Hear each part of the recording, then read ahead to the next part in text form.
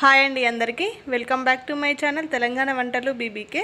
ఈరోజు వీడియోలో సూపర్ టేస్టీగా ఉండే పుదీనా రైస్ తయారు చేసుకుందాము. ముందుగా పుదీనాను ఆకులు తెంపుకోండి, కడిగి మిక్సీ జార్లో వేసుకోండి, గ్రైండ్ చేసుకొని పెట్టుకోండి.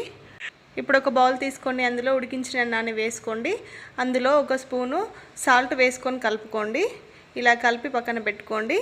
ఇప్పుడు గ్యాస్ మీద ఒక ప్యాన్ పెట్టుకోండి, అందులో ఆయిల్ వేసుకోండి. ఆయిల్ హీట్ అయిన తర్వాత ఒక స్పూను జీలకర్ర వేసుకోండి. ఒక 2 ఎండుమిర్చిని చిన్నగా చుంచి వేసుకోండి. కొంచెం కరివేపాకు వేసుకోండి. ఒక స్పూను పల్లీలు, ఒక స్పూను శనగపప్పు, ఒక స్పూను మినపగుండ్లు వేసుకోండి. ఇలా వేసుకొని మంచిగా ఫ్రై చేసుకోండి ఆయిల్లోనే.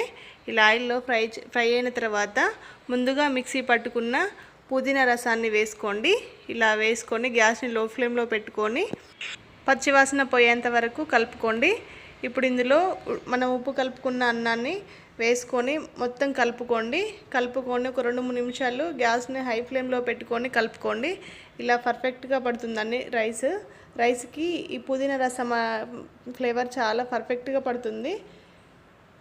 ఇలా చేసుకున్నారంటే పుదీనా రైస్ రెడీ అయినట్టే. చిన్నపిల్లలు చాలా ఇష్టంగా తింటారండి. ఒక్కసారి ట్రై చేయండి. ఈ వీడియో నచ్చితే లైక్ చేయండి, షేర్ చేయండి, ఛానల్ సబ్స్క్రైబ్ చేసుకోండి.